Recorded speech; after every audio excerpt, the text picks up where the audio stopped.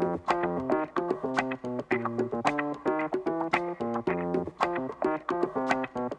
all right, let's get rolling. Okay, everybody, welcome to team meeting. Thank you for being here. We're glad everybody's here. We are now in October. We have stats for September, and what a crazy year it's been. It's been a crazy year. And one of the ways that we can decipher the craziness is through stats. Before we do that, though, we want to talk about our mission statement. We're going to be going over this a lot because when you believe in a mission statement and when everybody's on board with the mission statement, it helps us make decisions and why we're doing things. So our mission is WICFU.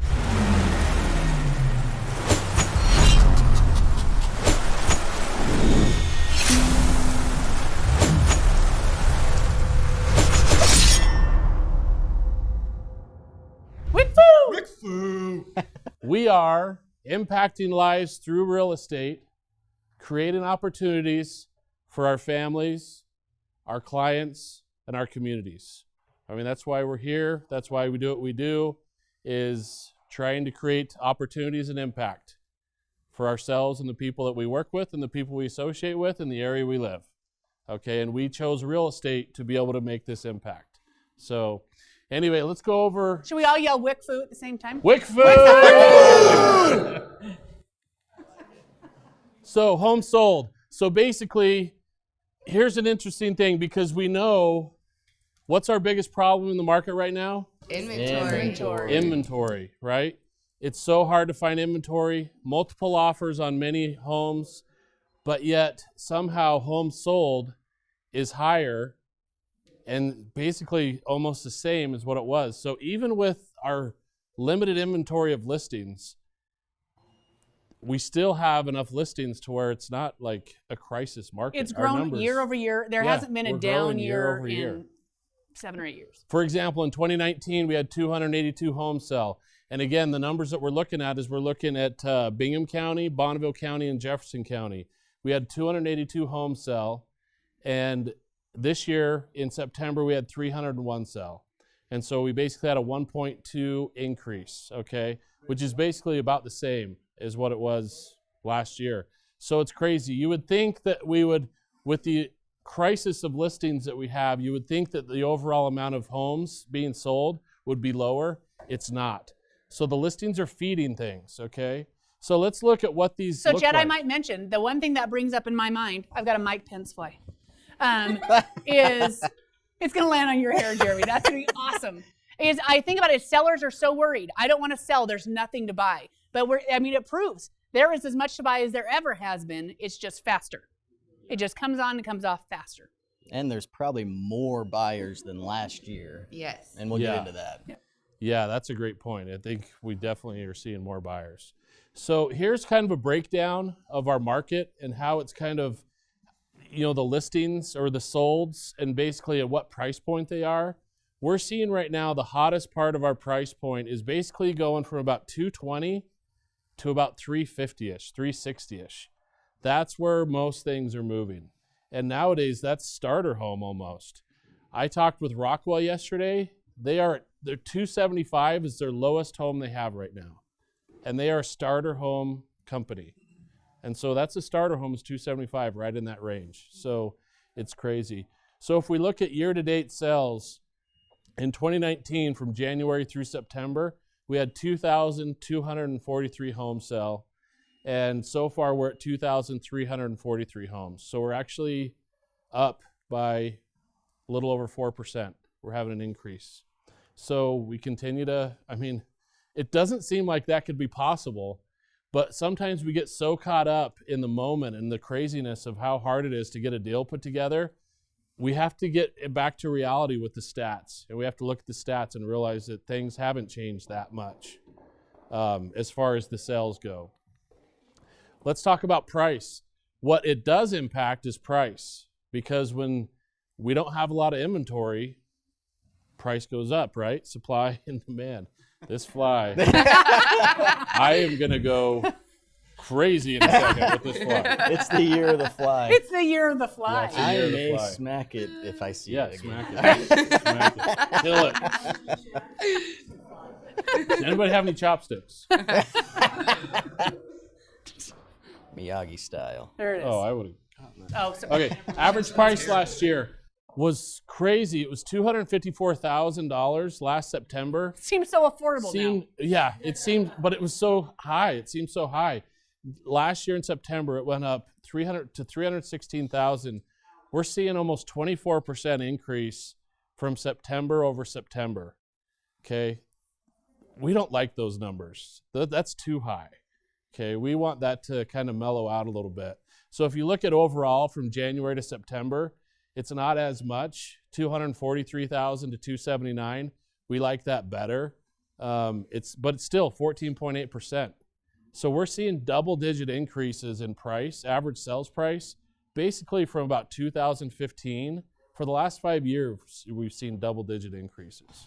So when you say we don't like to see that big of an increase, what are you referring to? Okay, what goes up Must come down. must come down. Yeah. Okay, that type of growth isn't really sustainable, and so we would prefer it to be a slower growth because it's easier on the market.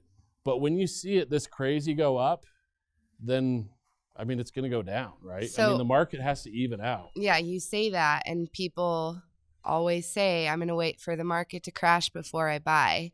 So, I mean, obviously, that's not any advice that we would give you. We would tell you, no, you buy now, Yeah, you know? the best time to buy real estate was last year. Yeah. The second best time is today. Mm-hmm. Okay. Yep.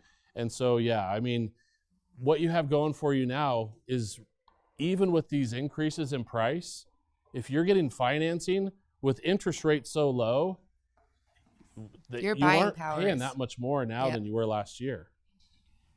But I mean, are we going to go down to 1.5% interest rates? Probably I mean, not. who knows? I mean, I don't see how that's possible. But we said that about the twos as well. All we Well, know. Hunter, didn't you had a loan close, a house closed last week, right? I did. Yeah, I had one close last week, and it was 2.25%, 30-year fixed rate. It just makes it affordable. The price goes up, but the cost of the money goes down as the interest rates go down. And so the monthly affordability is still in line with what people can afford. So on a you yearly basis. said that it's still in line. Do you think that with how much prices have increased and interest rates dropping, is it still kind of average about what people were paying last year? Or do you think they're even getting a better deal because interest rates are so much lower? I mean, it depends, but it depends on their financing, right? Right, Because you have yeah. different things, but yeah, overall, it's basically the same or Yeah. better. So I actually have a guess little every insight one- on that. Oh, go Yeah. ahead, man. So I bought my home in April of 2019 at just about the average price. And now with how low the interest rates are, I can actually save over $300 a month if I were to refinance. So I mean, the interest rates are making huge differences in these mortgage rates, in the mortgage prices. It's like free money. It is. So- yeah. Ashley's been at this a while. Yeah. What's your take on interest rates and affordability? Well, it's like free money.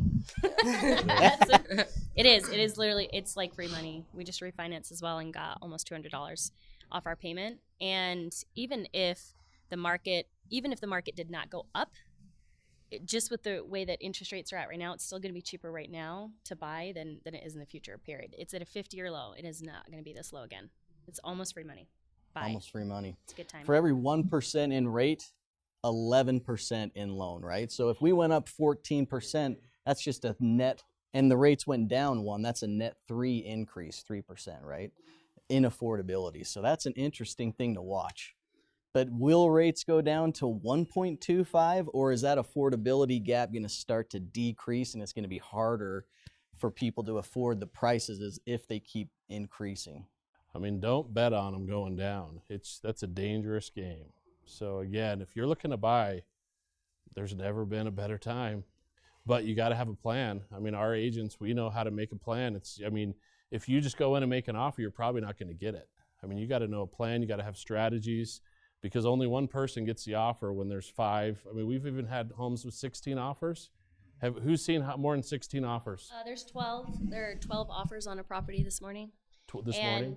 And I know that a lot of buyers go in and they offer, if they're offering by themselves, or I don't know who they're working with, but they're just kind of like, well, we got to hope for the best. That is not how we roll on our team. Like there's definitely a strategy to how you offer on properties, and we have an extremely high acceptance rate without ever letting the buyer overpay for a house. So let me ask you on that, in that idea of multiple offers, how many of you guys, how much ahead are you planning in the aspect of money? How far are you saying we've got to go down and shop at this area because we're probably going to have to go to there? What should someone be thinking about? Yeah. On any price point? Yeah. I Be plan prepared for 10, to go under up. 300,000, 10,000 below. Mm-hmm. They've got to know they're shopping at 290 because they're probably going to pay 3, and their 3 is their budget. And if they need closing cost assistance, that's the big thing. You got to add that on top of it. Yep. Well, I think it also depends on the price point, because there was one that strategically I planned out with our seller. Let's go on the lower side and it was under 200K. Let's cause it to go bonkers, and it did. I mean, it was nuts. We had a ton of offers, way over. It's great. Brian, are people scared about that going low? Did the seller go, oh, I am nervous. What if I then don't get my price? Well, I instruct, it just depends on the price point. Yeah, if you're going to go at the 350 price point, I probably say don't go low, because it's a risk. But if you're in that 200, if you're under, yeah, go low. It can be crazy. You can get some good money out of it. Multiple offers, which means multiple choices. Multiple offers, which means multiple choices. So why would you not want to pick from 10 offers? One of them might be cash. So. Yeah, it's crazy. And I mean, just if you have experience in our market and you bought numerous homes, it doesn't mean you have experience in this market. Because I remember 6 years ago, I tried that strategy of let's try a little low. Well, guess what? In a week, we didn't get an offer. It's like, whoa, but now it's a different type of situation. So, okay, so let's talk about, speaking of that, if someone's looking at making an offer before, in a buyer's market, you could write a little bit of a low offer and get something to work. But right now, in 2019, there were 98.98% of list price. And in 2020, in September, on average, every home was not only going for full price, it was going for over full price. Okay? So if you have a buyer that is wanting to go low, are they going to get it? I mean, they're just probably not going to get it in this market. So, even if they've been on the market a while? What are you guys seeing? Are you guys making offers on homes that have been on the market a while? Are sellers coming down? I mean, are there any homes that are on the market a while? Yeah, I was going to say it depends. Good luck finding a home that's been on the market for a while. I'm going to show you an inventory. The inventory with days on market probably shock you. You guys probably don't see it because they're not houses that you probably are like, let's go see it really fast. But I was surprised at days on market on sitting inventory. I will tell you too, one thing I tell my clients is just because it's been sitting for a while does not mean to say that it is not going to sell. Not only do you look at the days on market, you look at how many price drops they've had, because the chances they've just started too high, and then all of a sudden 3 months into it, a client looks at it and thinks, oh, we got time to think about this. It's been on the market for 3 months. Well, they just did another price drop.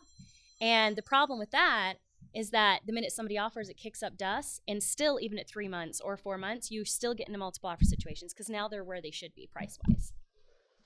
And how important is it? Oh, sorry, Abby, I'll come back. How important is it to have a professional that knows if they're higher price than they should be the minute it hits the market? If you're out there on your own, you need some help from a professional. Go ahead, Abby. Well, Abby, will you step to the mic? The advice that I've been giving is just, sorry. The advice that I've been giving is that just go in thinking that there is not going to be a negotiation. Like, you're presenting your highest and best at this point, and be prepared for them just to say, no, they're not going to come back, or some might, but the vast majority in this market, when you're going up against this many offers, like, don't think that it's going to be a haggling, we're buying a car kind of a thing. It's you go in with your highest and best and be... And they pick. Yeah, and then feel good about what you've presented. And if it doesn't work, it doesn't work. Like, you can still feel good that you put your best foot forward. So I've always said that if you like a home, then it's for a reason, and someone else probably likes it at that same time. Right now, though, where that's modified is probably 10 other people like it at the same time who are serious people, so, and qualified. So let's look at year-to-date overall from January to September. So again, it's basically flat, but bottom line is it's almost 100% in 2019, and it is basically 100% in 2020 overall year-to-date. I mean, if you're listing a home, the ones that are selling are getting basically full price. So anyway, it's a crazy, crazy market. So all right. How does that impact days on market? Oh, well, let me tell you. Beep. September, the average days on the market year over year, we saw a 23% decrease. And so we saw list to sell price was also higher in September, and we're seeing less days on market. So September has been the tightest month we've seen so far, I would say. Does anybody have a comment on that? We missing anything? Because the year over or the year to date, it says that we are average, right, from last year, but in September it was lower. So where do you think October is going to be? Anybody have a guess? I would say lower, probably. Maybe even lower? Yeah, or stay about where it was at, 26?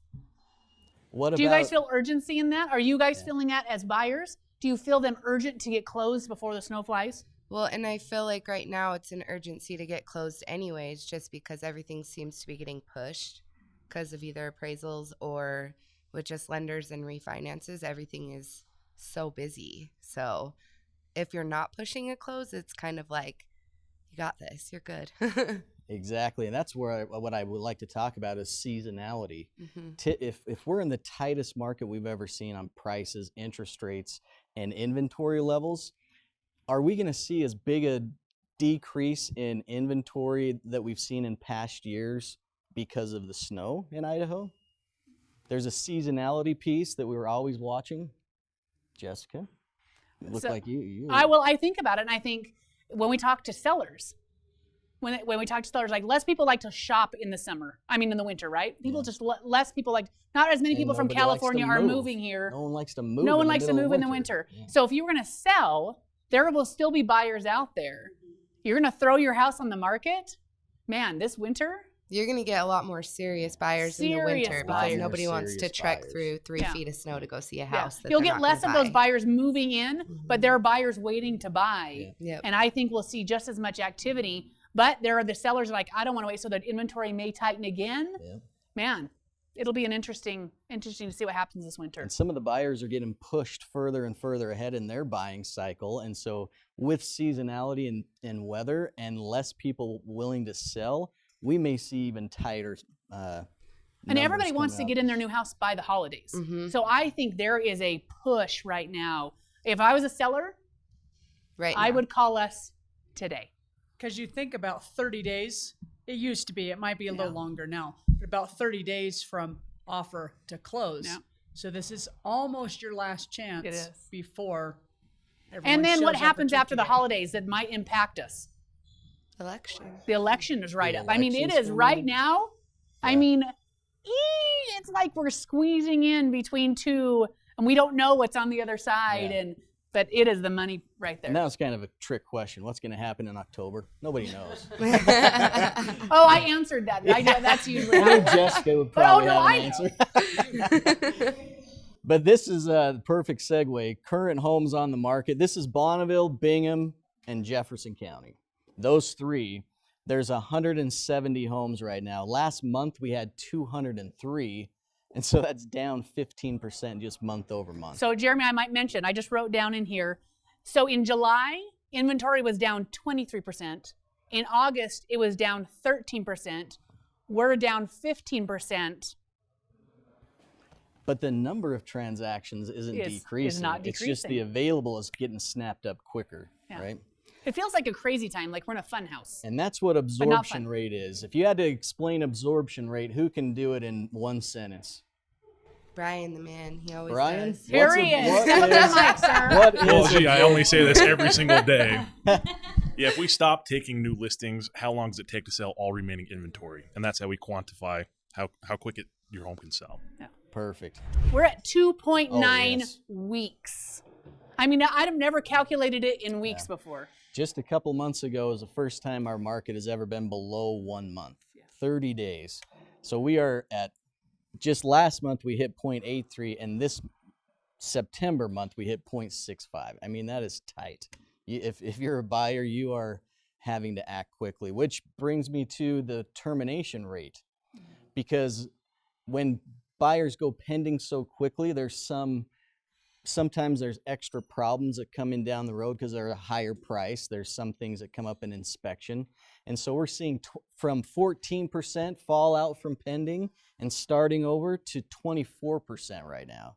So 1 out of 4 homes that go pending right now are falling out of pending, and they have to go back on the market. So you know what it makes me think of, Jeremy, is we think about our buyers. And when you guys are giving advice to buyers, how solid does your offer look? What are the things that make your offers look shaky? Because those sellers are getting advised, hey, that right there could be a problem. And we're at a 24% fallout rate. That offer, maybe not the one to pick. Well, I mean, you always look at the highest and best, right? So highest means high price, but best, I mean, you can have better financing, you can have higher earnest money, you can, I mean, better close time, more serious, just there's all sorts of things to look at. So yeah, I mean, who you're lending with, having your pre-qual letter in time. It's not always the highest price that wins, actually. Sometimes it's the cleanest, most desirable offer that wins. Yeah. Nothing's worth starting over. You got to know the needs of all the parties and meet the win for everybody. Right? Well, I can actually think of an offer here we just did a few weeks ago that, yeah, the highest price actually didn't win. It was the other one that said waiving inspection, pure cash. Well, we like that better. We know it's going to close right now, so they did it. So they took less money for a done deal.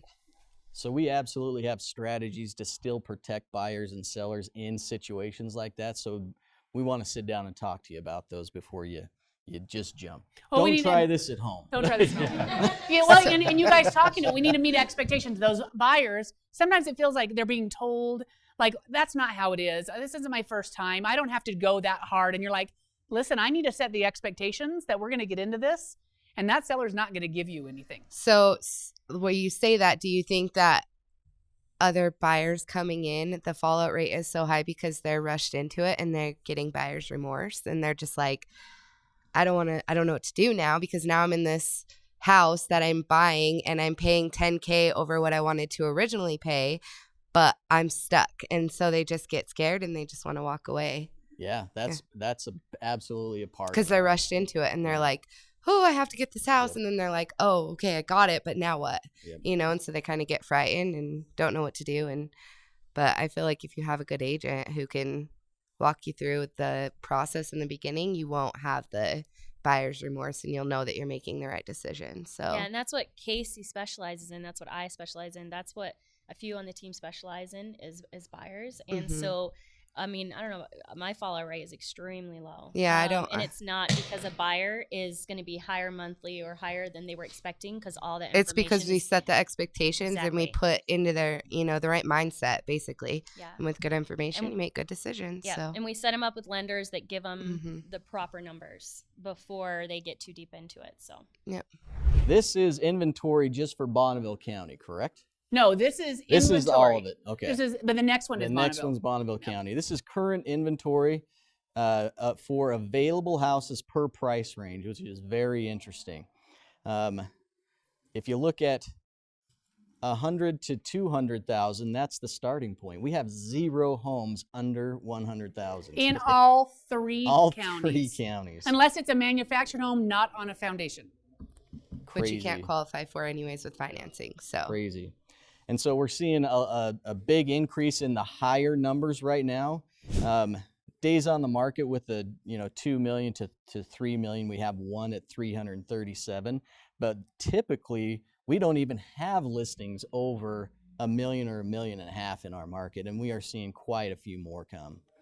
So, Jeremy, if you want to go back, just mentioning those days on market. So you'll notice there are just very few that are, there's a few that are under 30 days, but you'll see the inventory is sitting out there. Our average days on market is still, there's some sitters out there. There's some sitters.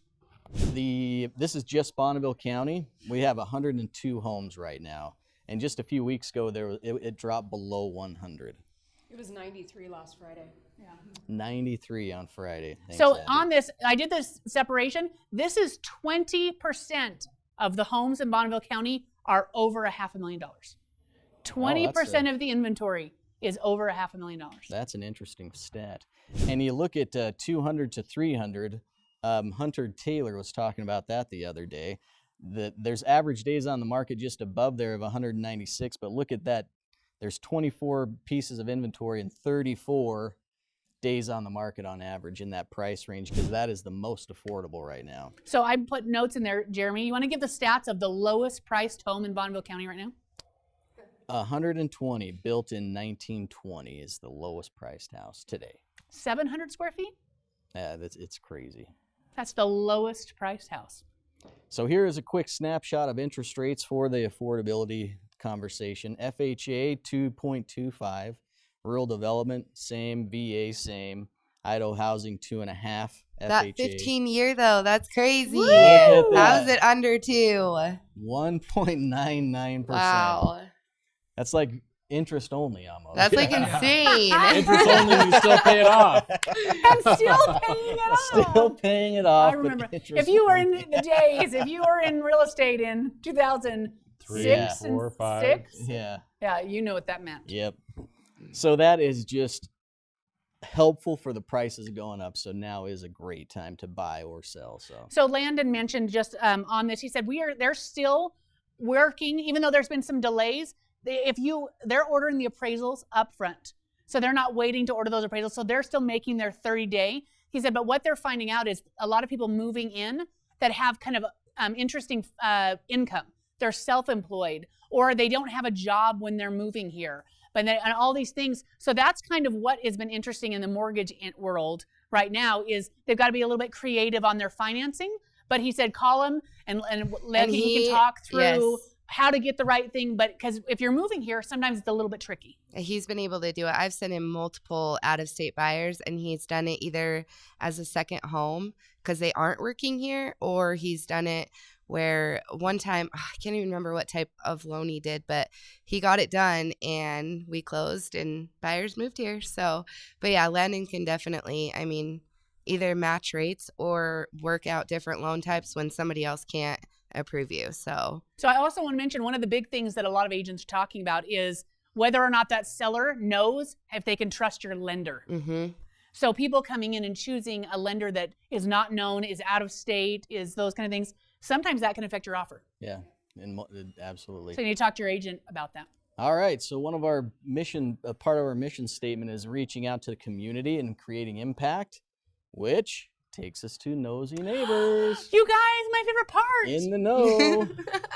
Keeping Southeast Idaho in the know. Okay, I won't talk about every single one of them, but there is something cool about every single one of these businesses that we visited and we posted in Nosy Neighbors. So did you guys know that Snow Eagle Brewing has a traditionally trained sushi chef?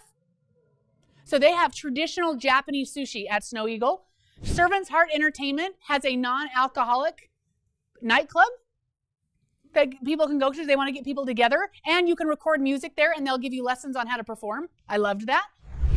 Parade of Homes, awesome. High Country Creations, they do custom window treatments and they do everything from blinds. They had some of the most, and they're the largest inventory of material and samples in almost the state of Idaho in Rigby. And Destinations Inn, if you guys, anybody stayed at Destination, the theme room Destinations Inn that's owned locally, it is so fun. And their prices are just about the same as other places, and they have a lot of cool rooms. The Paramount and Center Theaters, they've remodeled, and now they have VIP seating. They'll deliver food to your chair. Eagle Rock Gym, it's an amazing gymnastics place for kids, and they have parkour and ninja training, and they have champion ninja coaches. Parkour. That's where we do our MMC parkour. Parkour, that's what Wednesday we do, nights. parkour. We do pickleball on Thursdays, parkour on Wednesday. Yeah. It's Ninja amazing. training Sunday afternoons. Yeah. Yeah. You don't want to miss it. And if you guys did your vision at Sam's Club, Valley Eye Care was the vision optometrist at Sam's Club, and he's moved to Costco. But we didn't realize this. You moved with him. So he's an independent local optometrist. He's just renting out of Costco. So if you went to Sam's Club, you are now going to Costco, and you don't have to have a membership to keep going to your eye doctor to buy eyeglasses. But he can, and he can give you a prescription that then you can take and buy from 1-800-CONTACT. He's one of the few doctors that'll let you walk with your prescription. Last one, Taylor Mountain Wholesale. This is really important for you guys. It is a scratch and dent appliances place. So if you want nice high-end appliances, they're 50 to 75% off normal. And they might have a scratch on the side or as an open box. They had $3,000 refrigerators for $1,100. GE appliances. It's amazing. So anyway, Nosy Neighbors was awesome this month. And next month, we've got coming up, we visited Bunker Village Paintball. We've got New Sweden Farms. We've got the Artatorium, Skyline Lanes, Nostalgic Boutique, and Jory Inama Insurance. That may not sound exciting, but it's probably going to be pretty cool. Nosy Neighbors, keeping you in the know. Okay, that's what I got. All right. All right, you guys. That Thanks is for it. joining us. That's Keep the at it. stats. If you want to be in the know on the value of your home, then click on the link or give us a call.